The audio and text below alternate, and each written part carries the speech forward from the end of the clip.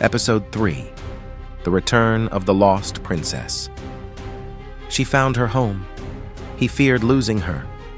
And in the shadows of love and war, betrayal took its first breath.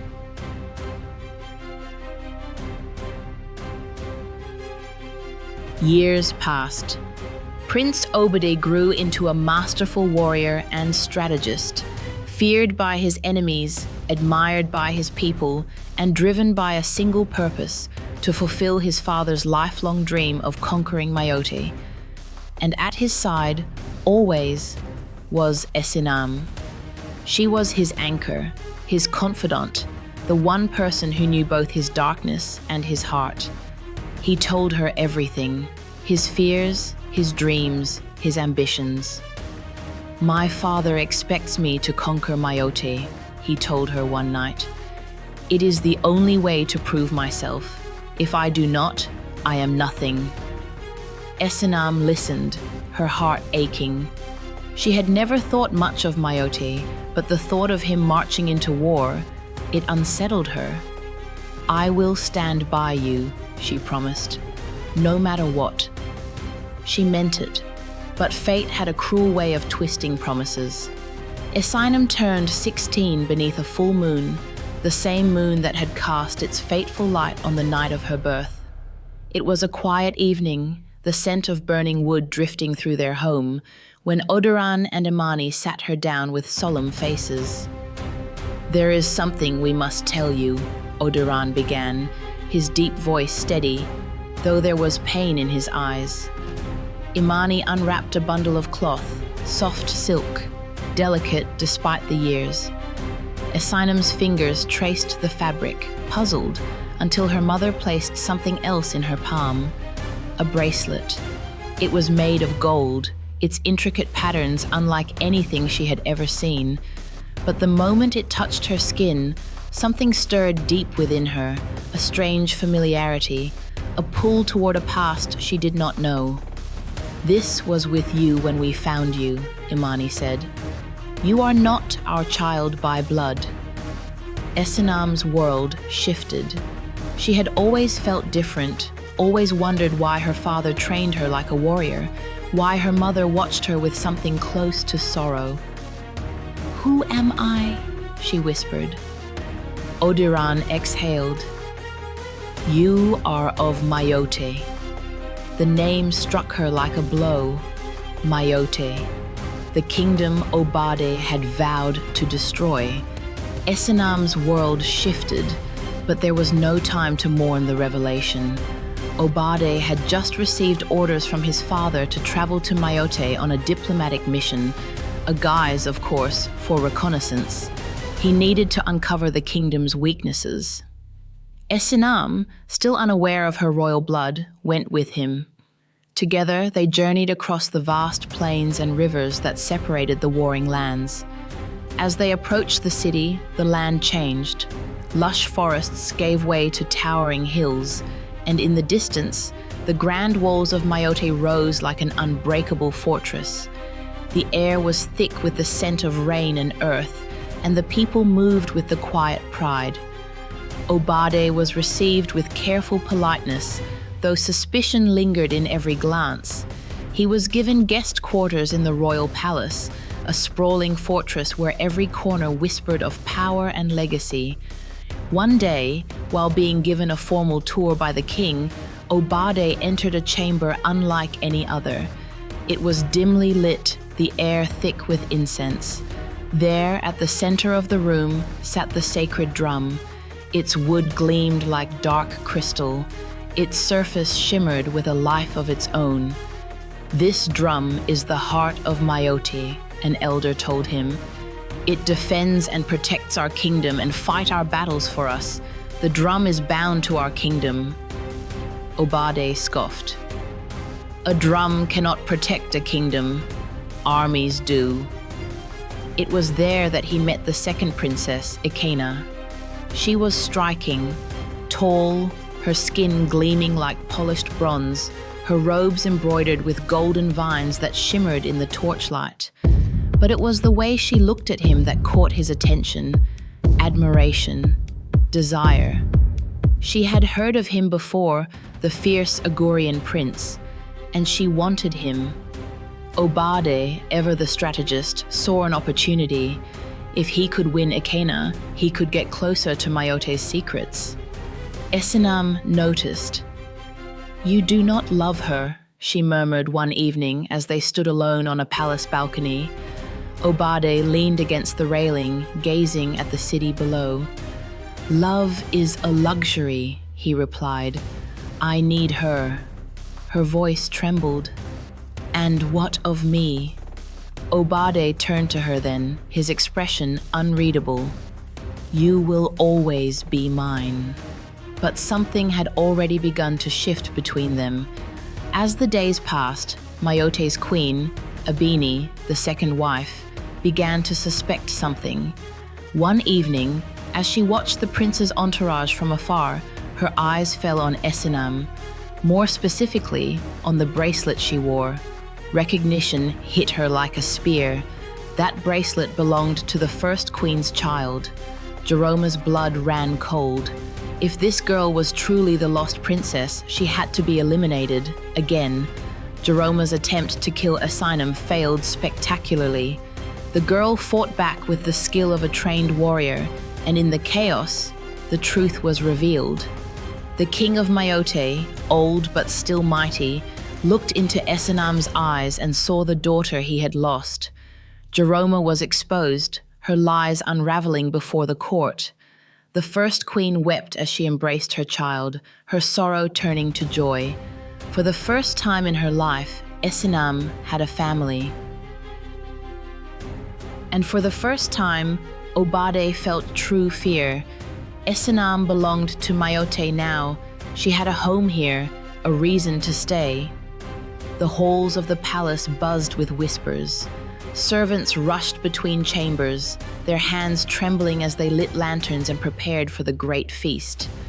The king of Mayote sat upon his throne, his once weary eyes now alight with joy as he beheld his long-lost daughter standing before him.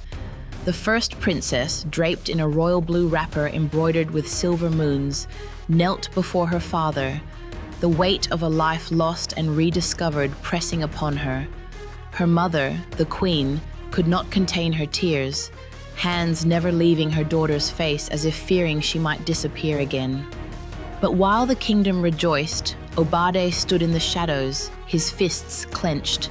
He had always feared this moment, the day she would be taken from him. He had spent his life building a bond with her, ensuring that she would never leave his side. She was his constant, his only true ally in a world of deceit.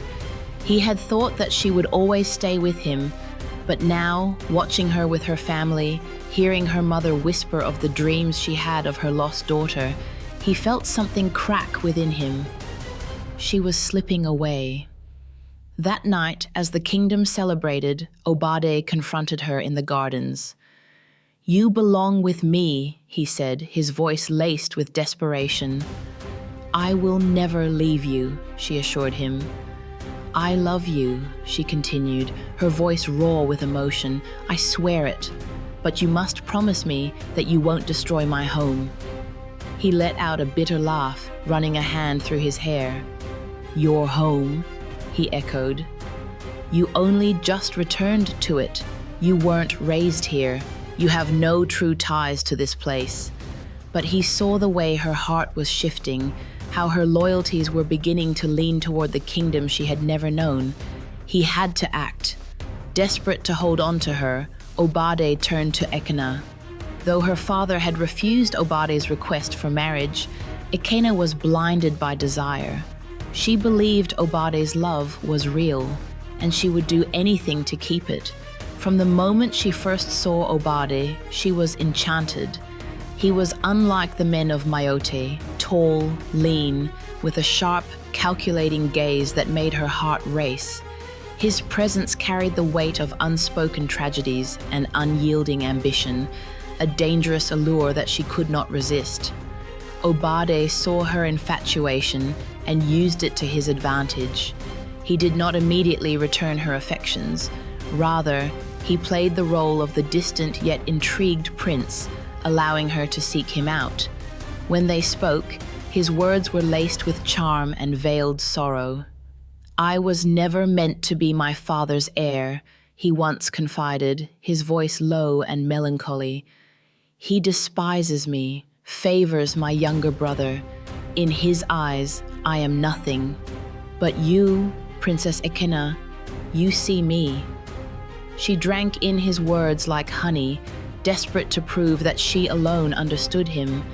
Ekena, jealous of her sister's closeness with Obade, was easy to manipulate.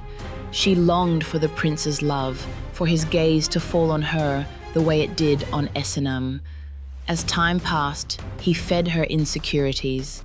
He listened as she expressed her frustrations about being second best, living in the shadow of a sister who did not even grow up in Mayote.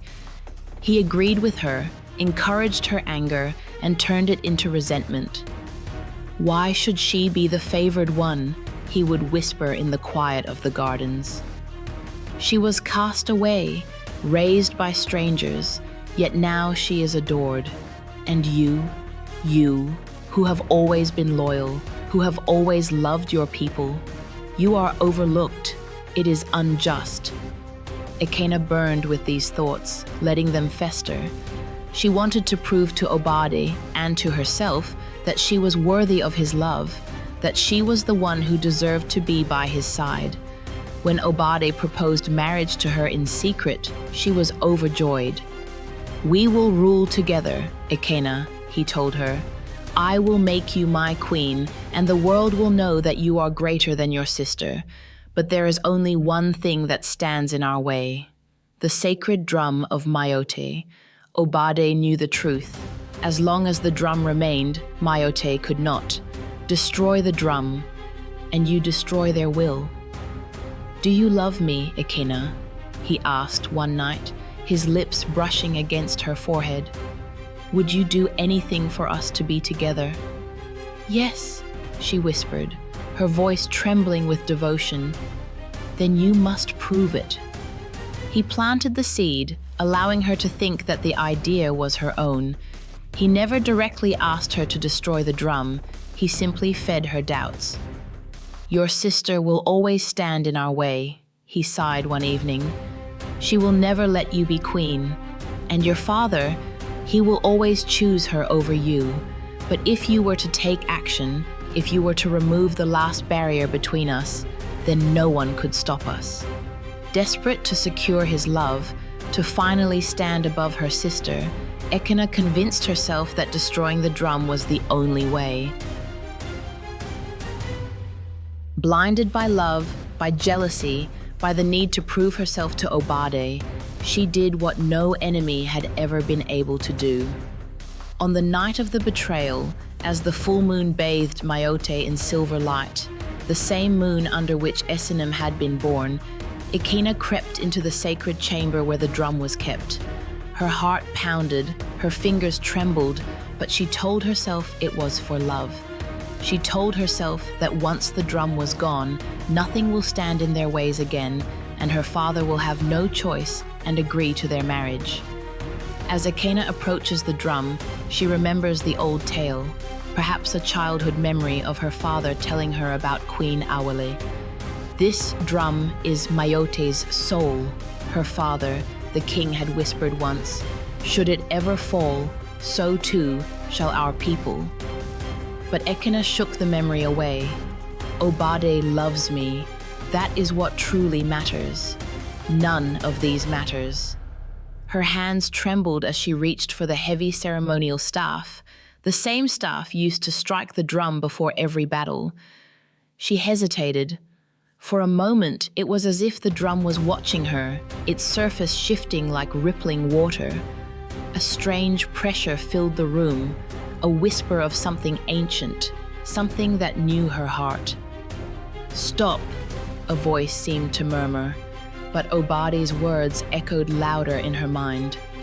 "If you love me, you will do this." Tears slid down her cheeks.